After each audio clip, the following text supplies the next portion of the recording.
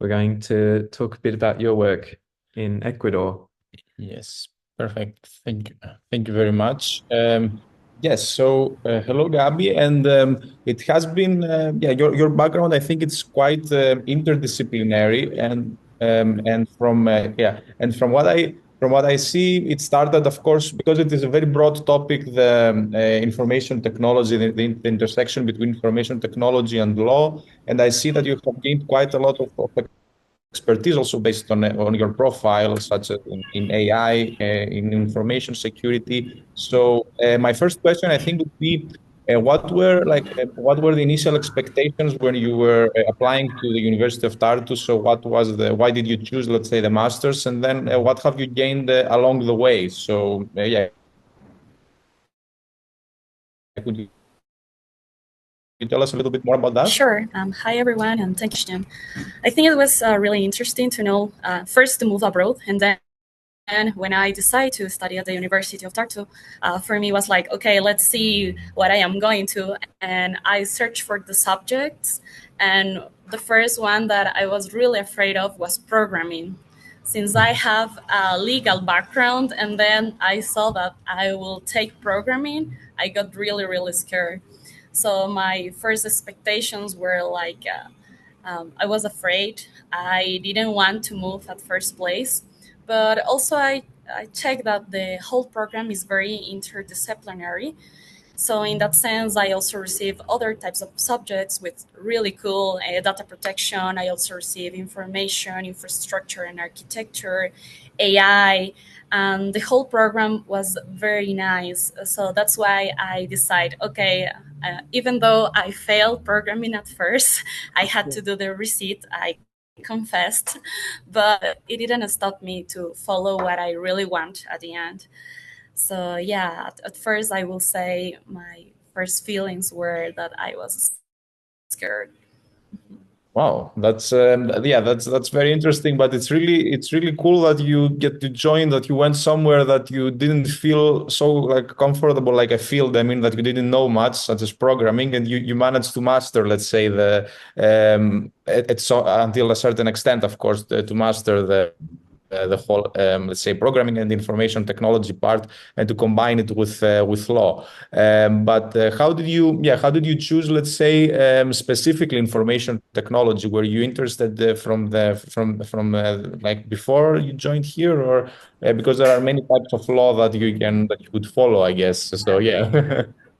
Okay, that's also a nice question. Well, I knew my life had a great purpose when I became a lawyer. Like, I want to make something different, not being the common lawyer. So immediately upon I realized that I wanted to specialize my career in the IT field, I did a deep search of the countries that efficiently develop a digital culture, and I found Estonia at the top of the list. So I found Estonia as a country that was not afraid like me to bet on new things. And I realized that, for example, public service connected to technology, voting online, and the possibility of being a new resident were true and possible. So I literally say, why not? It was serious when I promised myself to get off my comfort zone, and by heart, I did that. So yeah, I moved to Tartu, and then it's where the whole journey started. Oh, that's quite cool, and it's basically it's very much in line with the whole discussion about the digital five. Let's say the five biggest countries, the five most progressed countries in terms of digital policies, and that Estonia is one of them. And that you chose this, let's say, because that you chose the country because of that.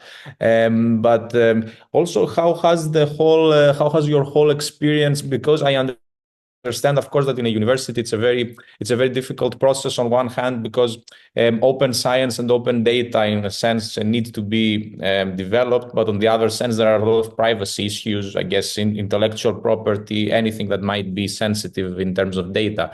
So and also, of course, you need to be at the forefront to incorporate technologies like AI and blockchain in within the country, let's say, as a front runner. Usually happen with academia. So how has this how has your my question is, how has your experience from Estonia helped you navigate within the university? Did you have new best practices to bring? Did you face any challenges with what you were trying to bring, let's say, to Ecuador, for example? Yes. Sure, it helped me a lot. Actually, I did that. Like, I implement a lot of the things that I have learned. For example, AI. So it's not so common to use AI in the work field, but I have learned how to make it and how to do it in the work field. So it's nice to teach my colleagues to do that, to the students to do that. And I learned a lot of things in that sense. Also, ethics, what's another point that I should point out. The thing of use the technology in a good sense, not in a bad way, is also that I'm always applying in the job. And I will say maybe cultural technology is the third point. Because in Estonia, it's very common to use technology for everything, but not so much in South American countries. So that's why I decide, okay, let's take this new approach and let's apply it to a new job.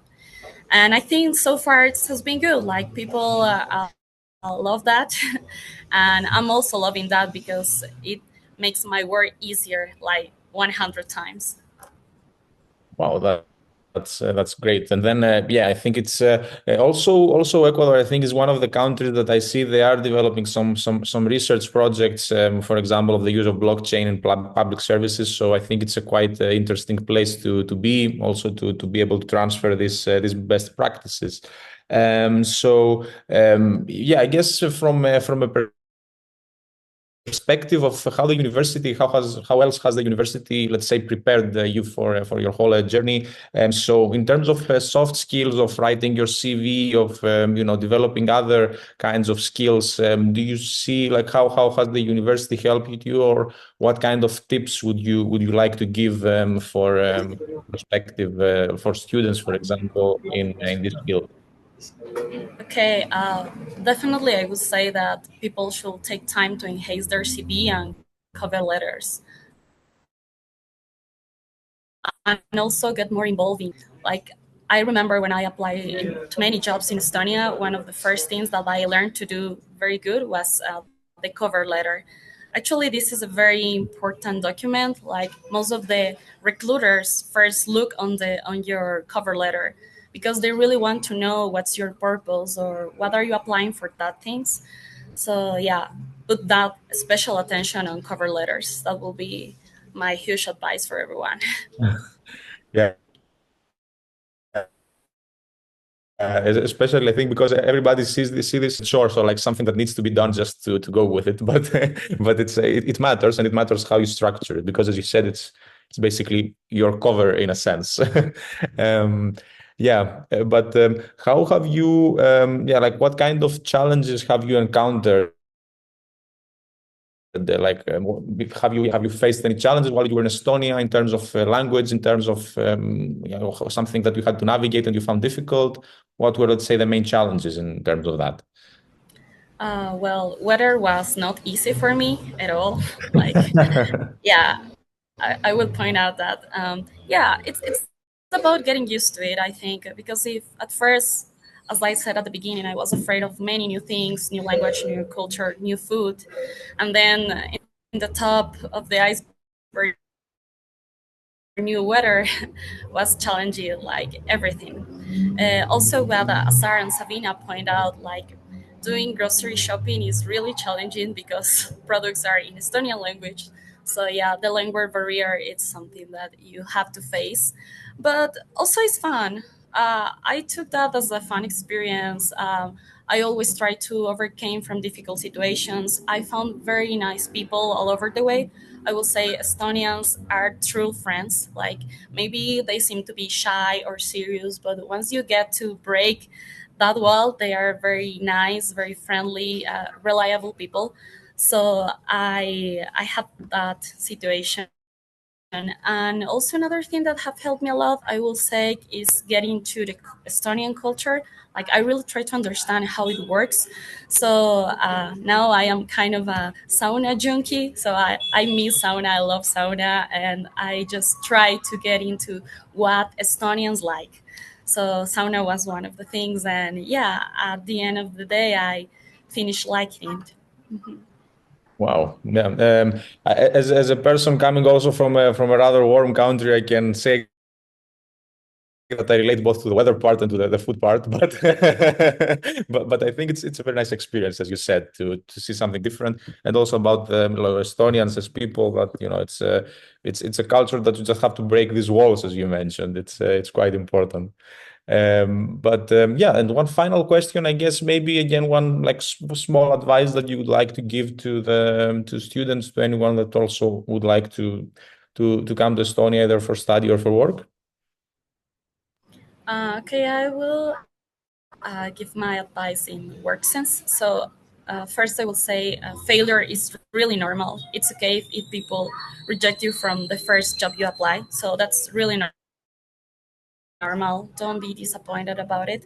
And if you think that you are trying a lot of, you don't want to try anymore because people are rejecting you, then this is the breaking point where you should just start over again and think about what are you doing that you can do better. So yeah, definitely that. Yeah, I think that's great advice, yeah, especially for work from a workplace perspective. Yeah, thank you very much, Gabby. That has been quite good. I think quite insightful as well. So